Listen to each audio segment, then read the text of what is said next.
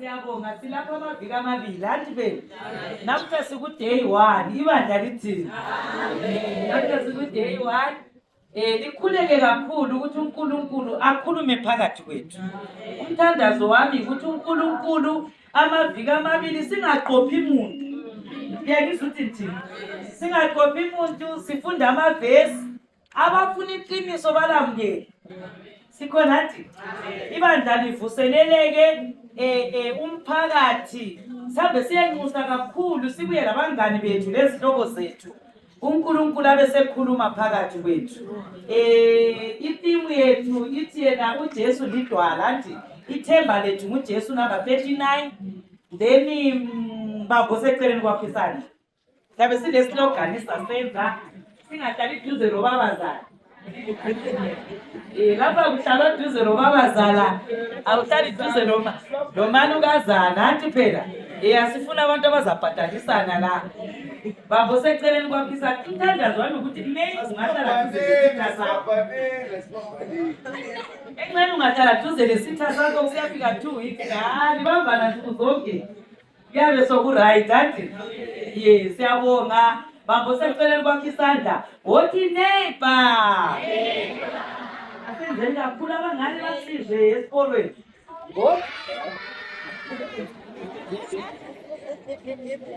wothi neighbor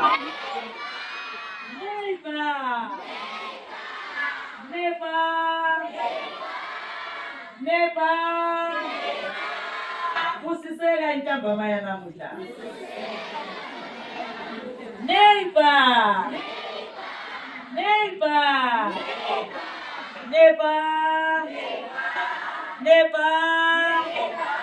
¿Cómo le romanero a la? Neighbor.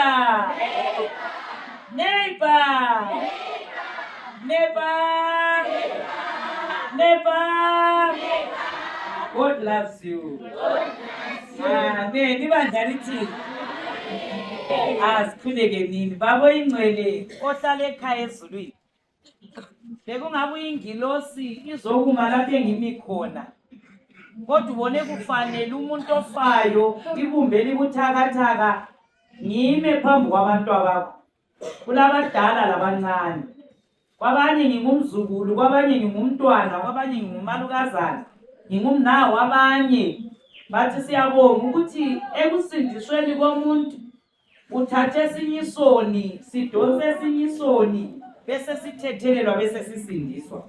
Izethekeli zilapha siyabonga kuba phakathi kwethu bathiye konke babuya la babusise bale ndaba ezibahlupha empilweni ngicela ubalungisele behlezi khona la ibandla lilapha abadlula ngomgwaqo abasemagross abathengisayo abasezindlini kwenze kube lula konke kufundwe amavesi. Umthandazo wami mlimi yikubana amaviki amabili kungaqophanwa labantu kodwa kufunda ilizwi abantu bakho sisindiswa abagulayo kabasile abalezinhlupho abalemtshado exegayo abadinga imende abadinga abantwana abadinga konke amaviki amabili khuluma lathi as we minister to the congregation minister kuma challenges zethu ngoba lathi usibusise kupheleni impalampala ikhala usikhumbule embusweni ngoJesu siyakhuleka.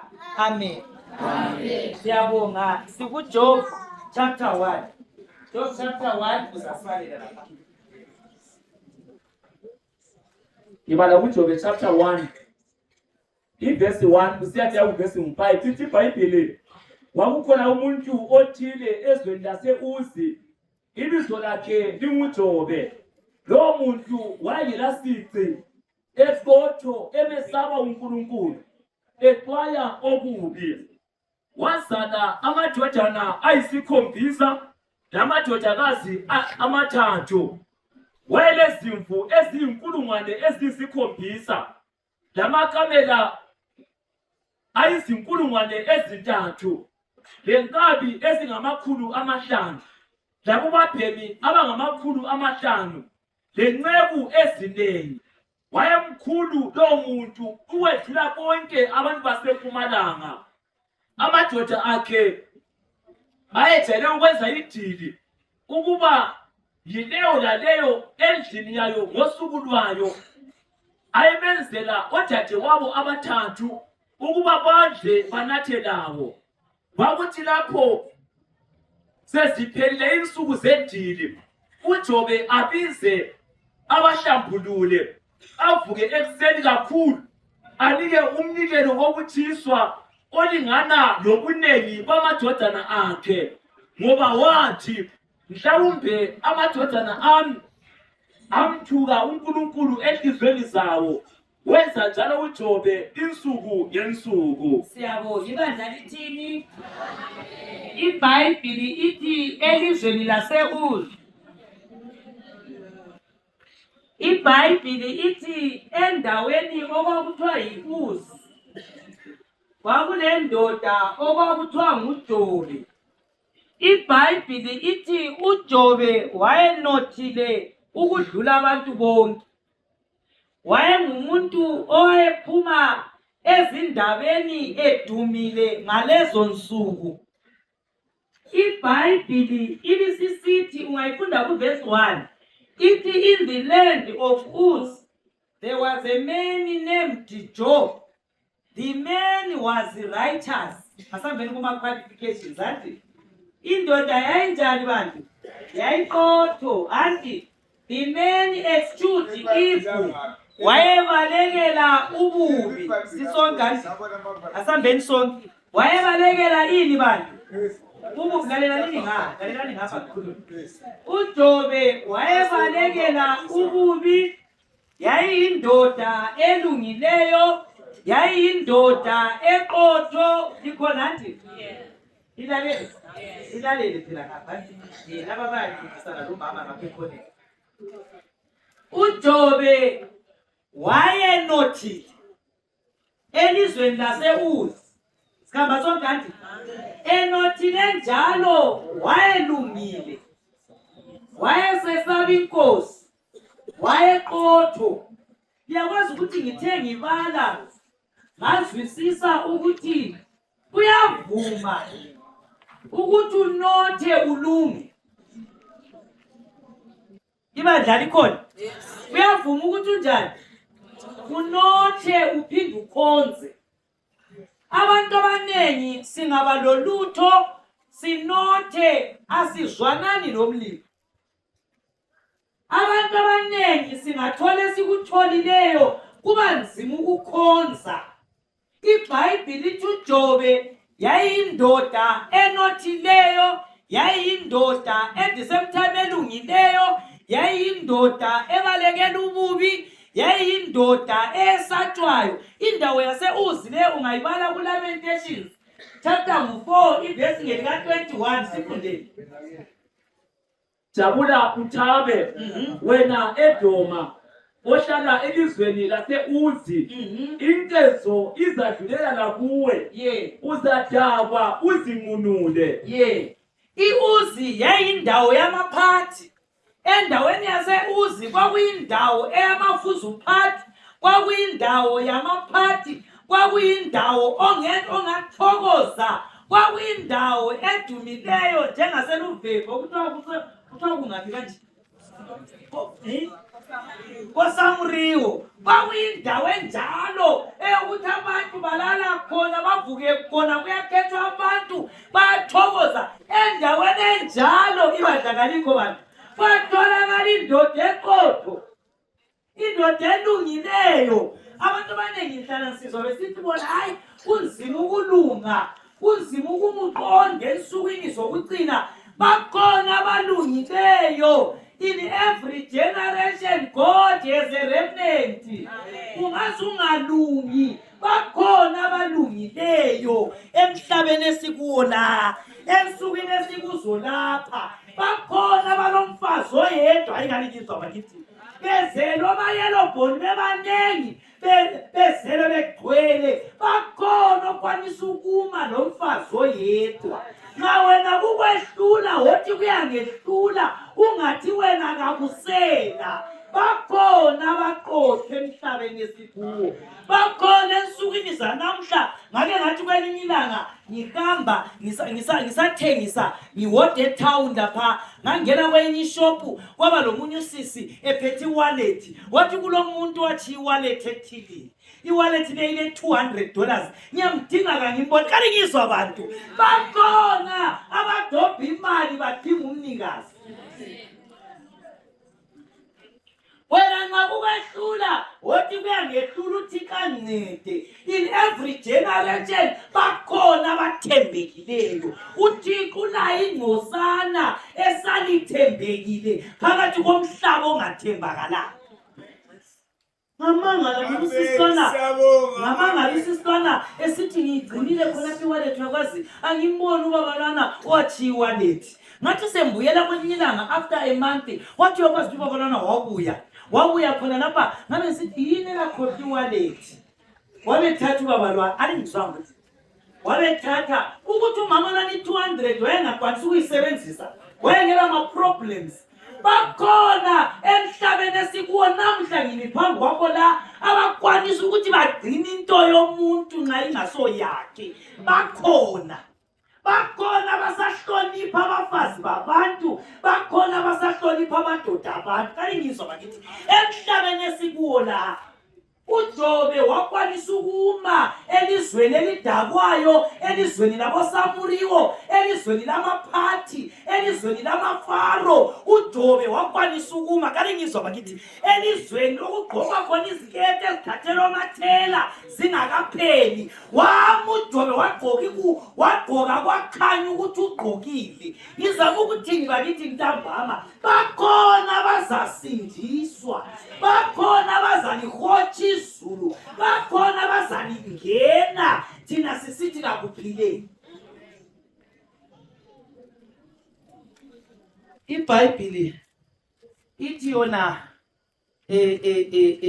akisesithi umama lwana khona ubaba lwana uthe sethethe iwallet wabe sithi ngiyabonga shuwa umlima kubusisa alingizwa kuthi abantu bemsebenzini basebesithi kukuncede ngani ukuthi ugcine i200 ubaba lwana uthethe iwallet yakhe wazihambela kuphanga senti ngasengisithi kuye mina hayi ibala elithi umlima kubusise nemali kuthi yena alingizwa wona lawa mazwi makhulu ukudlula imali ngoba kungenzeka ubusifa kusasa umlimi wasepostpone imfa yakho ngenxa yokugcina i200 kalingizwa nina bakithi siphila kuThixo ongasipho kubambekayo kuphela uyasivikela kwezinye izinto ngokulunga iBhayibheli ithi uJobe in the land of Uz yayindoda ethembekile bakithi lina kuyathembeka kuyavuma ukuthembeka ngiyakhuleka ntambama ukuthi mlimi hlanyela kimi umoya wokuthembeka hlanyela umoya wokuthembeka ensukwini zokucina iBhayibheli ithi yona uJobe ethembekile njalo elungile njalo elizweni lase-Uzi fundi ivesi elandelayo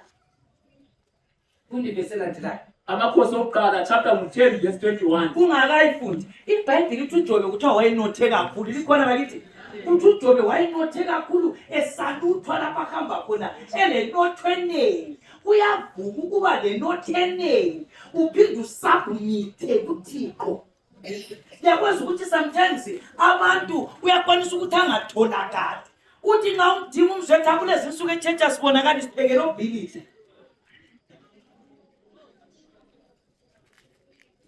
siyabonga simvumeleni futhi akhona manda ekhasini lewondlo olewondlo yebo akhona ngempela manje ekhasini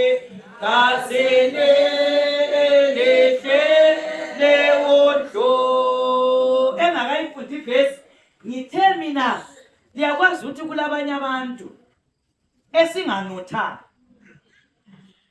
okokuthi izulu lingakuhlephulela mbijana ukuthi la ukube lokuyindlu ku-extendwayo kawusabonakali thethi hayi kulezi insuku mphekela obhilida, hayi kulezi insuku mbhizi ngiyabe ngidinga izamende. Umthandazo wami ntambama yikuthi udinga izamende, dinga lo Jesu. Ngoba komhlaba kuyasala lento zakho. Indlela abantu abafa ngayo esukwini esikuso uThixo kasincede, ngoba umhlaba lento zawo kuyanjani bantu?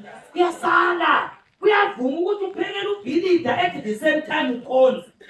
Kuyavuma ukuthi usenze okunye at the same time ukhonze. iBhayibhili lithi uJobe wayenothe kakhulu. Nxa sikhuluma ngamadoda anothileyo, ngamadoda ayelento zawo, sikhuluma ngamadoda anjengaboSolomoni. Hayi bandla kalikho bantu. OSolomoni ababenothile. uSolomoni ungafunda ngayo umntakaDavida uthi konke ngangufisa ngamehlo ngangikuthola, okufunwa inhliziyo yami ngangikuzuza. Funda ivesi.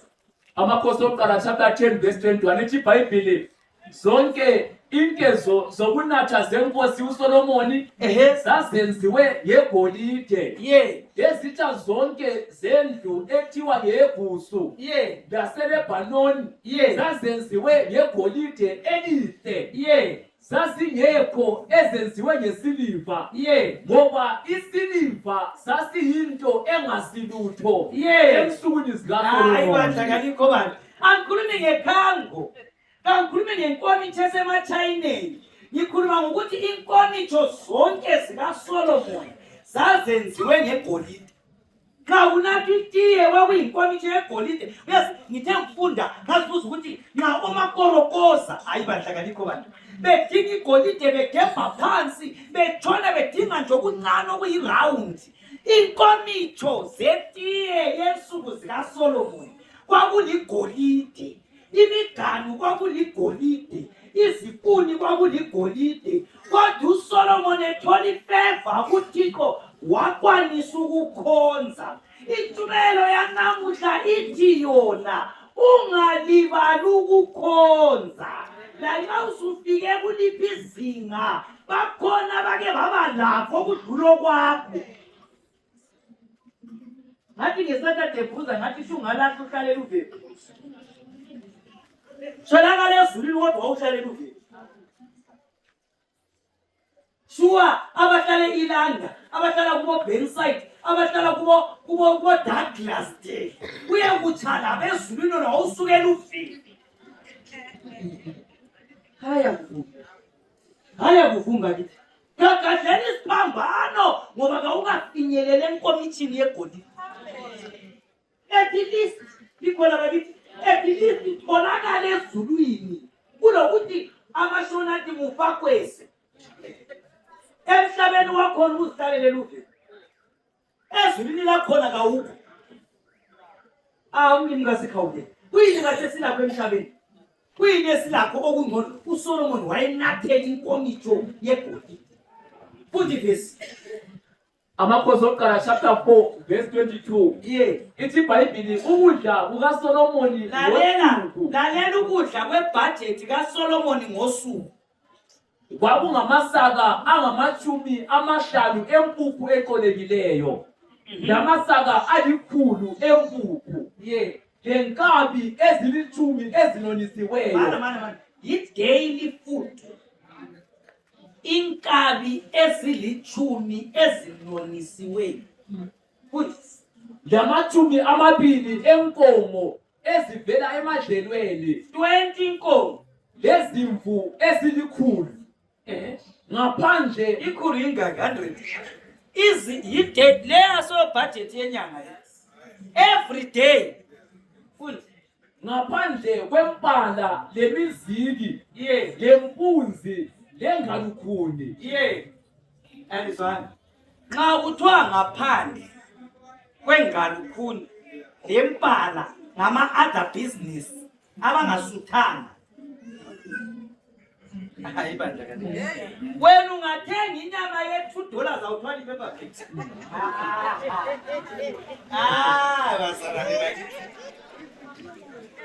Uhambe emagrosi ungala paper bag ukwenzela ukuthi omakhelwane babone ukuthi wena ule nyama ye$5.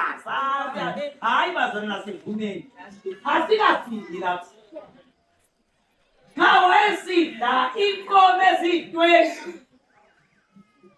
alizwa yelanga sifuna ukuphekwa amafoto badle afidele abantu ne-community bathi thina ngenxa yokuswela umuntu uyafika inyanga emangala omunye umuntu kathwalile kubabheki uze athathe inyama entshudolo zayifake ekhwapheni athathe idrink afake ekhwapheni athathe amaqanda afake ngesandla kuba babuye lapho awulalutho ntambama namuhla ngizochasisa ukuthi bazalwane asikhonzele umlilo kasilalutho kasila even ufuya imfuku ngikhaya singu-100 singu-50 ezikwenza ungakhonzi bakithi okusenza singakhonzi kasolutho abaphile ngemva kwethu bebenezinto oSolomoni bebenezinto iBhayibheli uthi uJobe wayenothile uJobe wayelabantwana abayi-10 inotho kaJobe ibaliwe laphana amakamela imbuzi inkomo kodwa iBhayibheli ithi uJobe wakhonza uThixo enjalo enothile enjalo lento zakhe enjalo esaziwa enjalo ehlonitshwa uJobe wakwanisa ukumentena inotho alingizwa siphile ensukwini zamalotho kuthiwa yilokhu okubhejwe town okuthungumosi khona lokhu ama-betting la these days phela siphile ebantwini abathi mphuphinja izinja ngu-7 maphuphi lokhu zenu umangoyo omnyama ngu-3 siphile ensukwini zabantu abaphupha izinto bazintshe zibe ngamanamba mina ngakhula ngikwazi ukuthi obaba yibo ababheja amabhiza omama bengakaklini bavukela emabhizeni besiyadinga ukunotha kongo cha ungazi unothe njani soze ube le nkomitho yegolide abantu kulokuthi siphupha amavesi siphupha ukuthi ngiphupha ingwane zethu zitsho ukuthi ngunumber 8 akulikhona yini bakithi abantu bayatshelana amaphupho uze kufonela isihlobo athi kade awuphuphi yini nangiphupheni uzothi ngiphupha ubulongwe bomuntu awubulongwe bomuntu kunumber 4 abantu sehluleka ukukhulekela umoya wokuphupha into zezulu lokuphupha amavesi lokhe batshitsha abantu emabhizeni angambono lenkomitho yegolide okutshengisela ukuthi umhlaba uyadlula lento zawo likhona bakithi ungahamba ethawuni laphana kubozaphalala kubo-6 uyathola umama bebhizi ivini emsikeni bebhala amanamba bangene phakathi babheja hayi ngiwinile $50 ngawini 100 usathane uyalibazisa abantu babe busy ngento ezingasindisiyo kulokuthi babe bebhala amavesi babhala ukuthi baphuphele iBhayibheli lithi yona enjalo uJobe nothile wakwanisa ukumaintain inotho likhona bakithi wakwanisa ukuthi inotho ingamcontrol ukuzuza kwakhe kungamcontrol ukuba le mali kwakhe kungamcontrol futhi vesi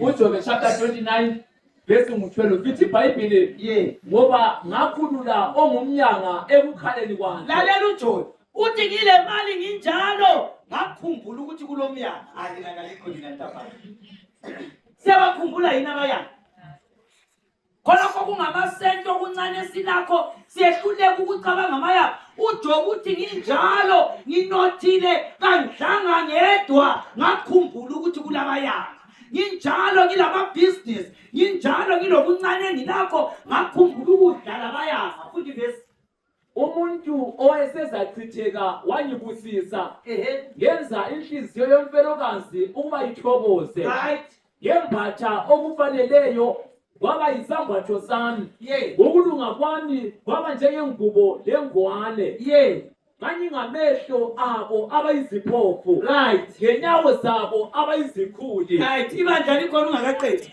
yakwazi ukuthi kwesinye isikhathi ethawuni lapha yakini babona bahamba ngezigodi iziphofu wako bachaphisa umgwaqo mama khophana acela ongamchaphisa bathi ngenxa yokuba busy kokuthi zwana inditshela intshumayelo yanamuhla ngeyokuthi ungaze ube busy njani emhlabeni soze uthenge inkomishi yegolide soze sozube la vele la kuyiphupha asozube la kuthi ukuthi nxa ungasoze ukwanisa ukuthenga inkomishi yegolide yathengwa nguSolomon mina umthandazo wami ukuthi khona ongakwenza okungcono empilweni ukuchisekele kukholweni uchisekele kukhonzeni ngoba vela kulo kunye ongakwenza emhlabeni okungakunika imali engadlula ukuthi uzube lenkomishi yegolide uthi yena uJobe ngaba ngamehlo esiphofu isiphofu ukuthi uJobe wayele budget yesiphofu wayele budget yabayanga wayele budget yentandane wayele budget yabafelakazi imali zakhe wazidla nabaswelayo futhi vesi nganyuyise wabayanga ngavikela umuntu engingamaziyo ngephula imihlathi yomubi bamba khonapho ngavikela umuntu enginganjani bantu engingamaziyo ngame court ngamela abafelakazi ukuthi bathola ama-property abo ngama ngase yakwazi ukuthi siphile emhlabeni wokuthi vina u-anti nalo khonzesa bathini kafuni lesigingisi sebethe sifuna isihlobo sendoda abakithi likhona bakithi sifuna isihlobo sendoda esizaphruva kuphela ukuthi laba abantwana ngabakoncube anti liyacelwa lizosayina alu-anti le-signature i-government izithathe le nkomo siyabavikela yini abayanga siyabavikela yini abafelokazi abaningi sifanele ukuthi kungafiwa siyathatha iproperty sigcwele le property zabafelokazi abanye yinto malume bakhona abaqhuquluza inkomo sathatha sangazweli umhlambi wabafelokazi lezintandane zahawula zaphuma esikolo sathatha sagcina uJobe uthi inotho yami ngabona ukuthi idliwa ngabafelokazi plus ngiyabavikela nxa ngifike ekhoti ngiyama ngibamele ngibadingele ukuthi baphume amlimu kasihawukele bakithi ububi esibenzayo kasila sihawu abaningi bethu kasila musa kasila thando ntambama ngilomthandazo izulu leli esikhuluma ngalo esifisa ukuya kulo liqala emhlabeni la iBhayibheli lisisithi mfundi Jobe chapter 31 verse 9 to verse 10 lalela le verse uba inhliziyo yami iyengwe ngowesifazana ngacathama ngasemnyango kamakhelwane wami umkami kakholele omunye amanye amadoda alalelaye lalela la le ayichasisa uhlebe ngibala leyani iBhayibheli ithi yona ngile mali nginjalo nginothe nginjalo zange ngithathe umfazi womuntu uyakwazi ukuthi mina ngihlala sithi abanye abantu umlimi uyavuma singabi le mali ngoba kuyimali nje okuncane okuzinkomo okuyi-5 ungabakhona suthathu wesi-2 kungazale linye ithole suthathu wesi-3 likhona kodwa bakithi kungazale linye ithole lesi-4 elinye elilandelayo suthathu omunye umfazi sufake umlimi abesevuma ukuthi ungabi le mali ngoba ungaba le mali uzabathanda abantu uJobe uthi yena azange mvumi inotho yamphambanisa ikhanda ngabakwazi ukuthi uMrs Jobe nguye yedwa iphakathi kokunotha ngakwazi ukumhlonipha umkami ngakulo mama engake ngathandana laye uyabhethi Jobe ngakulo mama kumbe kulo muntu engamthathela umkakhe kathathe lo wami umfazi yezinye indlela inotho iyakhulekelwa inotho iyakontroleka uyakwanisa ukukontrola even uyakwazi ukuthi kulabanye abantu mina engathi ngikhula sezwe sithi hayi uyabona lona muhle kakhulu ubujwe kuhle unesikine khonokho kumphambanise agcwalile uveve yonke empilweni izibusiso esiziphiwa nguThixo akhulekeleni ukuzikontrola siyakontroleka usindiseke umlibe kubusisi iBhayibheli lithi yona uJobe uthi kakula muntu engamthathela umfazi wakhe akuthi ukuthi uJobe babengamfunele imali wayekwanisa ukukontrola imali akwanisa ukukontrola imizwa ihambelana nemali So iBhayibheli lithi uJobe enjalo enothile wakwanisa ukuma wamela izulu. iBhayibheli lisisithi yona enjalo uJobe enothile wayelabantu bakhe abangu-10, amankazana angu-3, abafana abangu-7. iBhayibheli lithe yona uJobe abantu bakhe njengoba kwakuyindawo yamaphathi, abantu bakhe babethanda amadili. So bengu-7 abafana babetshintsha. Namhla idili lingaya kulo mfana omdala iliye kulo mfana olandelayo. Amadili awayeqeda iviki. Omunye angabaledili iviki base bemema udade wabo babuye ephathini. Nxa bemema udade wabo babuye ephathini, leyi iphathi ngaba kwelinye ilanga kulowo bamema udade wabo, ingaya kulowo bamema udade wabo. iBhayibheli lithe yona uJobe wayesithi bangaqeda ukwenza amadili baqeda ukwenza amaphathi. uJobe wayengumuntu wento zakhe kwakumhlupha ngani kwenza umhlatshelo, abesethatha izimvu, abesethatha imhlatshelo yabantu bakhe bonke abayi-10 lamabizo abayi-10, aqalisa ukubulala imvu yokuqala, avuma isono somntwana wokuqala, abulala imvu yowesibili, avuma isono. Kuthiwa wayevuma esithi babosezulwini engcebe sephathini bakuthethisile, engcebe sephathini bequmlayo wakho, engcebe sephathini benza ukuganga. Ngicela ubathethelela abantu abami, ayibandla kalikho, ngoba ukona kwabantu abami kunga-affect imithandazo yami ngikhaya. Babusisiwe abazali ensukwini zokuqina abangasoze balale kuze kuse, abazavuka ebusuku bathi mlimi abantu abami baseGoli. Angazi ukuthi eGoli benzani, angazi ukuthi eGoli badlani, angazi ukuthi eGoli boneni. Babosezulwini base-UK ngiyabakhulelela, bahlalela uveve, bahlalela obhemula. Kuqakathekile ukububulela abantwana ngoba ukona kwabantwana kungavalela imithandazo yethu.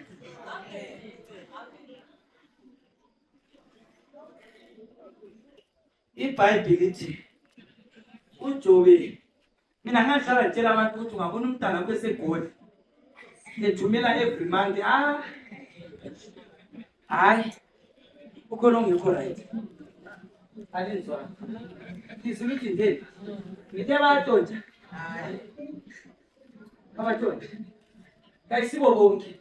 Alingizwa kuqakathekile ukuthi ungakathathi ichanga libheki, akubuza umntana ukuthi usebenza. Abanengi sizalahlwa ngokwamkela amachanga libheki, singabuza abantu bethu. Alingizwa singakhuleki balemthwalo abantu, even ungazi ukuthi baseGoli baseBotswana banga balemthwalo abantu, imali kayibambeki kayitholakali. Kodwa wena ufona nsuku zonke, mntanami thumela ichukela, thumela kayimuthi imali, uyamfaka ingqondo yokuyidinga ngendlela esingayisizo. Phezu kokuthi esethumela ichanga libheki kawububuli futhi. Inzima imali uyithola, ukuthumela nyanga ngenyanga kunzima. Kanti uzathini wena umfaka ipressure yokuthi ufuna ukudla, mfuna lokhu, amagetsi avaliwe, lokhu kunjani. Sibe sisamukela kuphela, kubuya ngendlela, singabubuli njengoJobe. uJobe wayebubula babosezulwini. Ngiyabavumela kungenzeka ephathini bafike badakwa kabantshelanga, banathi inkengu kabantshelanga, babhema kabantshelanga, kodwa izulu belikhandile. Cala uthethelela ubani, thethelela lo, thethelela lo, thethelela lo, wayebahlambulula abantwana. Yilo mthandazo ntaba ukuthi mlimi singawozeli silale, limi kasinika amandla ukukhuleka, sivuke sikhuleke, sike sikhulume labantwana bethu, sixoxe labo. Manje yabazi abantu abaningi siphila impilo lana engayibona kwenye indawo, soze ngiqambe elomzali othi yena angathi emntwaneni efonini, hawu kade ngizwa kuthiwa wena eGoli uyenza umsebenzi. Anti ngifananisa ngeGoli ngoba yeseduze vele thina athi vele sidlelana neGoli. Hayi ngizwa kuthiwa khona leGoli kumbe kuseBotswana, hayi impilo ephila bantshela laba bathi wena uthengisa umzimba khona leGoli, bantshela ukuthi wena awuphili ngokucaca wena khona leBotswana, bantshela ukuthi wena utshaya isikhwama, bantshela ukuthi wena armed robber. Abe sesithi mama, ungawuphinda futhi umbuzo wakho lo. Phinda ubona imali yami. Hayi, anti umama ubebuza. Uphila impilo yokuhlala uxolisa abantwana. Thina sisensukwini zokucina kulokuthi ume ngoba wena wawuvela ukhona umntana wakho engakabi khona. Kasigcinwa yikudla kwabantwana bethu. Sigcinwa nguThixo wasigcina bengakabi khona. Kodwa abazali siphenduka sibe ngabantwana. Ube ngumntwana eyadini, ube ngumntwana ngoba ufuna ukugcinwa ngumntwana wamthwala 9 months. Sehleleke ukukhuza. Lanxa besona ngingakhuza kasoza thume. Ngingakhuza kasoza bhadala irenti. Uvele yena engakabi khona ukuphila. Umlimi ube kugcina. Umthandazo wami intambama yikuthi namhla indaba engiyiphetheyo, Job was rich and righteous. uJobe njalo eqotho enothile wakwanisa ukuthi ayikhonze inkosi. Ngilomthandazo ntama. Othi mlimi mhlabeni ongasela nto. Mhlabeni ongasela balance. Ayizayo ukuthi umhlaba unjengengubo endala ungawuthunga ubhoboka ngamandla. Umhlaba uthathalika njengesidakwa awusela balance. Akula muntu osengabalance umhlaba. But even kunjalo kuyaphileka ngokuthembeka, kuyaphileka ngokuma enkosini. Ngilomthandazo ntamba othi mlimi ngicela ungiphathise. Phakathi komhlaba abantu abatsha belapha kula msebenzi.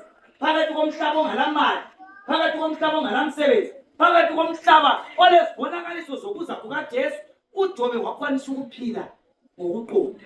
Kuyaphileka ngokuqonda emhlabeni siphakathi kwawo. uNkulunkulu udinga abanjalo ntamba. Ukuthi mlimi ngicela ungincedise bakithi. Ngicela ungifundise ukuma ngokuqonda. Ngicela ungifundise ukuthembeka. Ngicela ungifundise ukuthi ngime ngikhonze kukuhle kukubi ngikwanisa ukuma ngikhonze. Ngoba umumo waboSolomon lo mumo waboJob asikafiki. Ngiyakwazi ukuthi mina ngeke ngahamba. Anti mina ngumuntu ohamba vele isikhathi eziningi. Ngeke ngahamba inguso kwenye indawo. eGoli la eLouis Richard. Indlu leyane ngafikela kiyo lila abantu balento zabo emhlabeni angakhulumile vile hayi vile angaqalisi. Liyakwazi ukuthi endlini liyana ungangena endlini liyana kule grocery kuleft asophandle igrocery anti phandle lokho kule nyanga ethu yona igrocery. Ungavula umnyango ungani uvule ko Pick n Pay shop elento yonke amafutha yonke into ongayifuna efuna kanti ukupheka nokudla kunatha lokuthi kuyabe kugcwele kuyigrosa yiroom eligrosa kanye dark shop. Kulama fridge ama deep freezer, kule fridge yenhlanzi, kule fridge yama tibhoni, kule fridge yama chicken. Alingizwana. Why ngilitshela into lezi? Uyabona nxa ulapha so ungakhonza umlimi uwaste isikhathi. Kungangcono bekwazi ngathi ngisuke endlini yana ngathi amlimi fuma mina ngikusebenzele ngibe sezulwini ngoba lapha soze ngikwanise ufika athi la endlini yana kwakule lapha engalala khona mina iroom ebamfaka kilo lalile impopho yinto zonke. Impopho yabantu, impopho yenyamazana, impopho yani namasebenzi edulini so yonke nje imhlobo ibhali ukuthi le impopho yefala, le impopho yani, le impopho yabantu, le impopho yani, le impopho yani. Ile carpet ekhulumayo phezulu ekucineni kwendlu lapha. Xa izulu lizakuna iyakhuluma icarpet yakhe. Ibisisithi remove me, it's going to rain tomorrow. Ungavela upress ibutton. Iyangizwa? Ungapress ibutton icarpet lani iyarola so yo. Alingizwa? Indlu yomuntu ophila ku planet Earth la.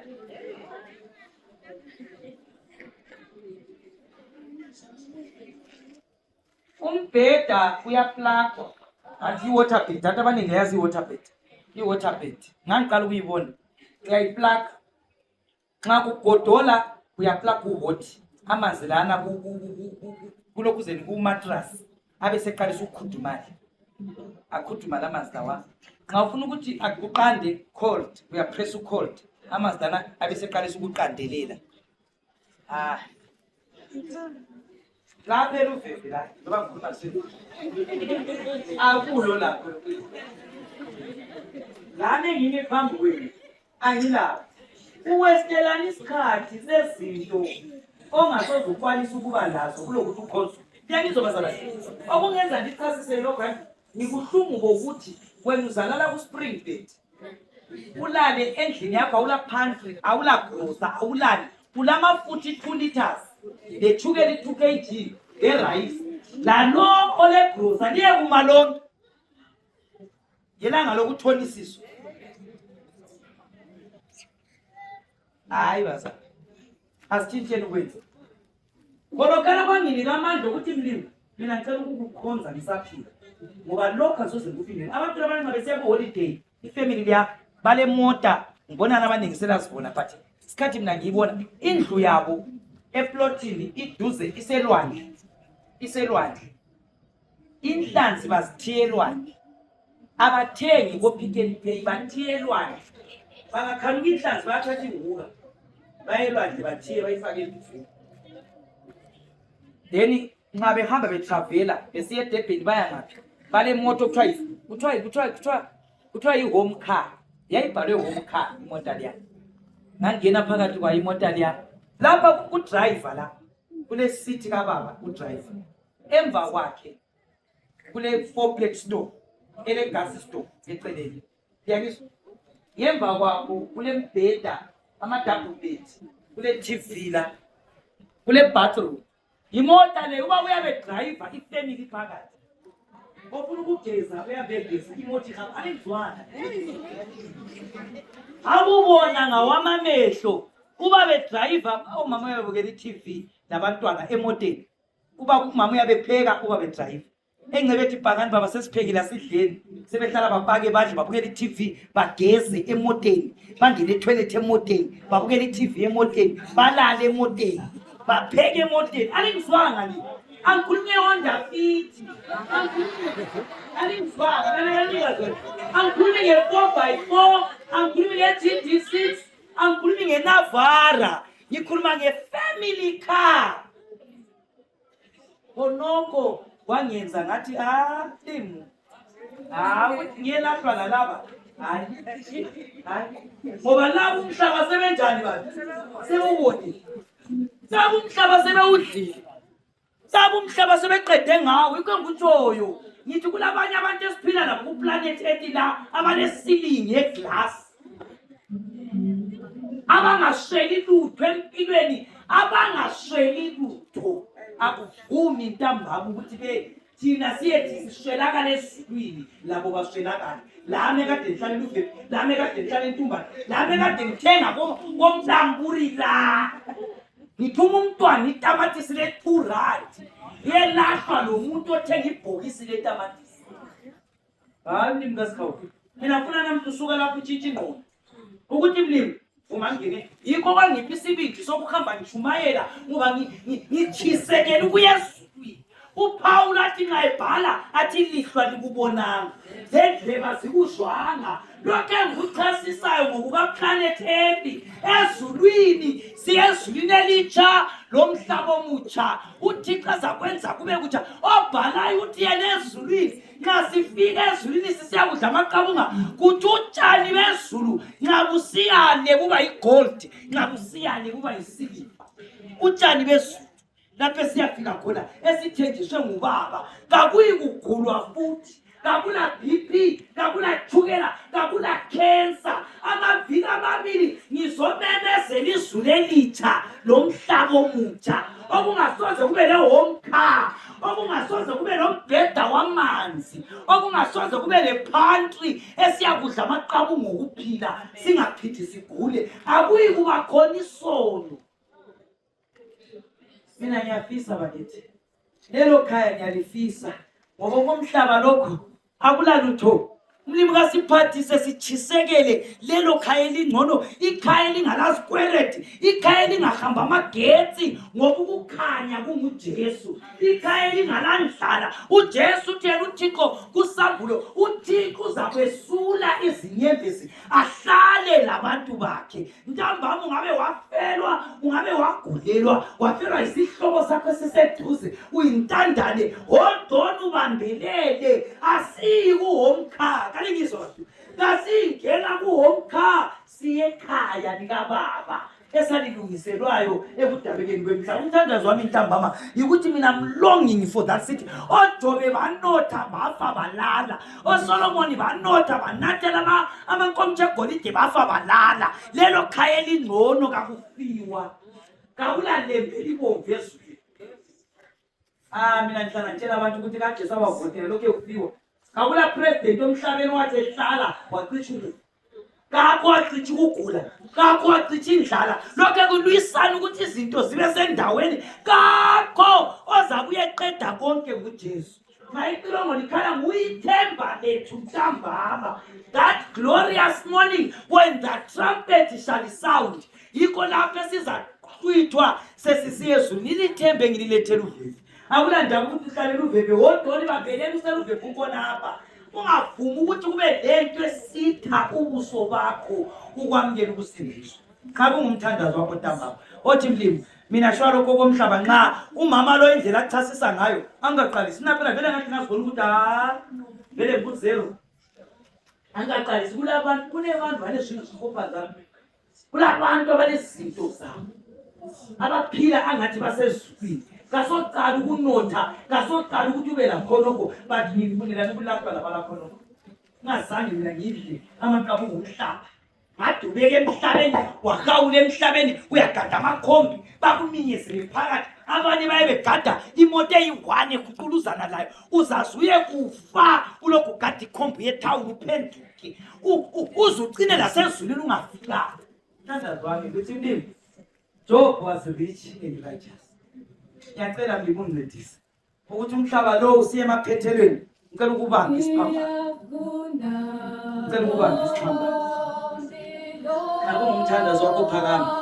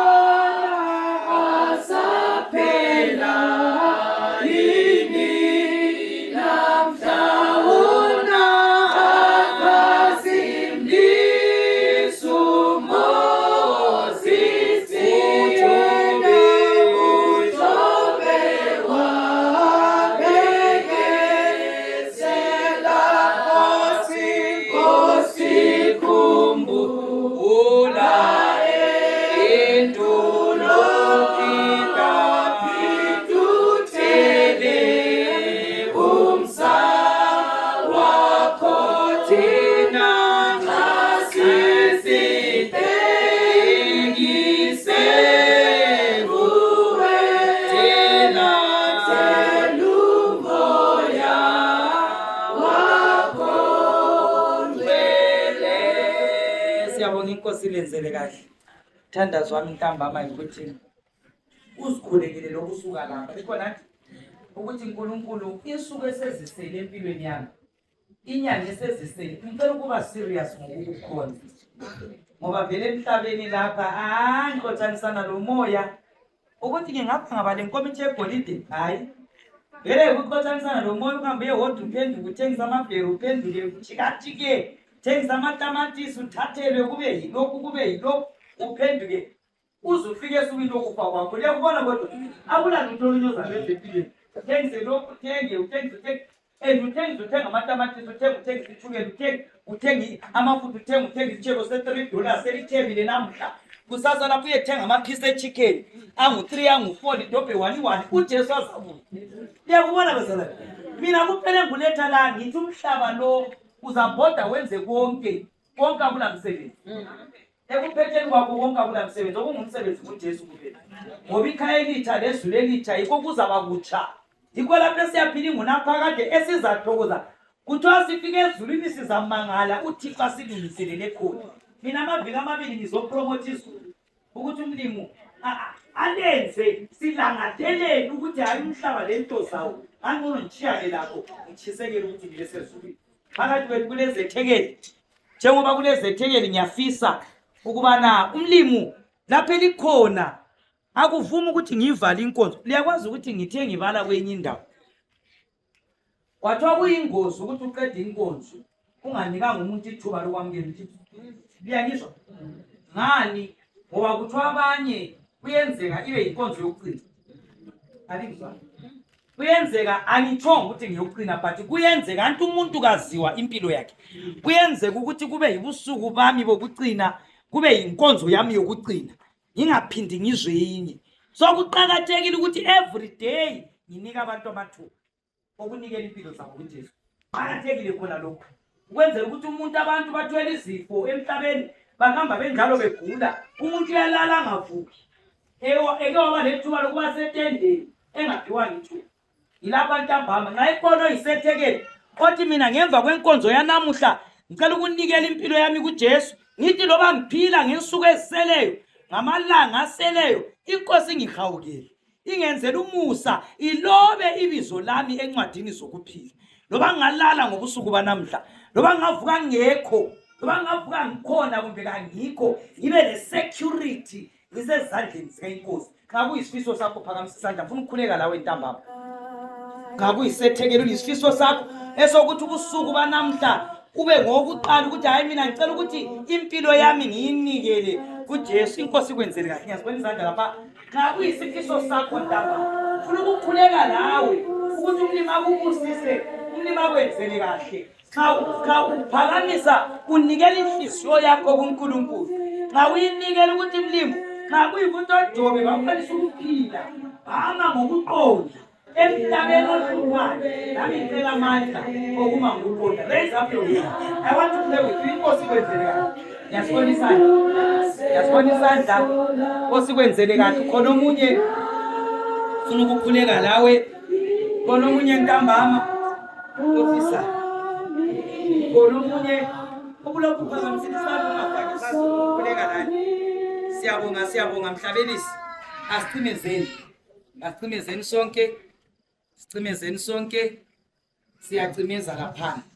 Nxa sicimezile khona yini, raise up your hand. I want to pray with you. Nanti ithuba qakathekile ukuthi ithola ithuba lona leli usaphila. Nyama lomphefumulo kundawonye.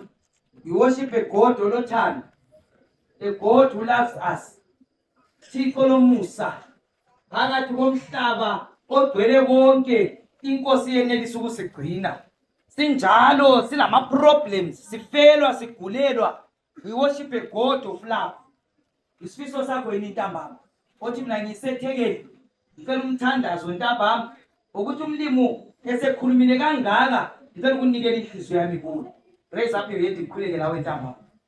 Phakamisa isandla ngikhuleke lawe. Nkosi kwenzele kahle nasani isandla. Nkosi kwenzele kahle nasani isandla. Nkosi lenzele kahle zethekeli. Yes, we are living in the last days. Ngaphandle ukuthi sinikele impilo zethu kuJesu, umhlaba kawusela lutho. Ukukhuleka sengikhuleka, ukhona yini omunye? uJesu uyasibona isandla sakho. uJesu nguyokhangela isandla sakho. Raise up your hand. Raise up your hand. Ngikhuleke nawe. Xa kule nto engayenza ikuncengela abantu kuJesu, yikho kuphela engakwenza. Amaviki amabili abantu kumele bamazi uJesu njengenkosi lomsindisi. Ngiyabonga nasana esinye isandla. Ukhona omunye sesikhuleka, ukhona omunye sesikhuleka, even isikhuleka ungaphakamisa isandla. Babo ingcwele ohlala ekhaya ezulwini, Job was rich and righteous. abantu abaningi okuncane osibusise ngakho kuyehlule ukuthi sikukhonze. Abantu abaningi sasingalalutho sesisaziwa ngabantu abalolutho kodwa sesathiya ama-church lokukhonza kasisakhonzi lokho esinesana lama-business sinesana lama-meeting. Abantu abatholakali ema-church uzokuthiwe ngile business meeting, ngile meeting beflya abantu amaframathina besiya kwenza ama-meeting. Kakukubi kodwa okukhulu sifundisa ukubhalansa ukukholwa lokwenza izinto zethu emhlabeni.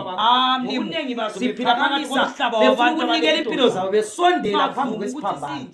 Silindele usuku olutsha, izulu elitsha, umhlaba omutsha. uJesu nguyithemba lethu emhlabeni esiphakathi kwawo, phakathi komhlaba ohluphayo, phakathi komhlaba ongala balance. Sicela amandla okugagadlela isiphambano. Umhlaba kawusela lutho lo, ungavumi siyelahlwa labantu abake bakholisa emhlabeni. Senzele kahle mlimi, as even singathola imali okunganani ngeke sikwanise ukuthi imuli zethu sibe lamankomitshi egolide lokuthi sidle inkomo ezingu-20 ngelanga.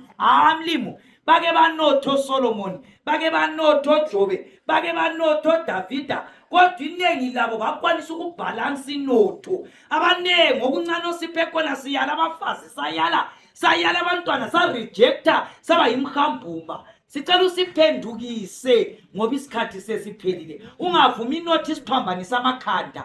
Kuyavuma ukuthi sibe rich at the same time sibe righteous.